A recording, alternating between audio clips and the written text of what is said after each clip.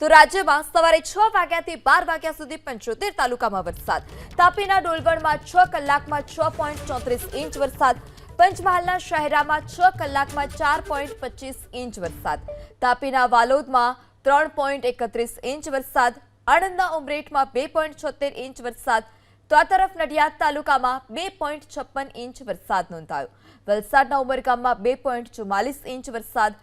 ભાવનગરના મફવામાં 2.1 ઇંચ વરસાદ નોંધાયો. નવસારીના ચીખલીમાં 1.85 ઇંચ વરસાદ. નવસારીના ગણદેવીમાં 1.77 ઇંચ વરસાદ નોંધાયો.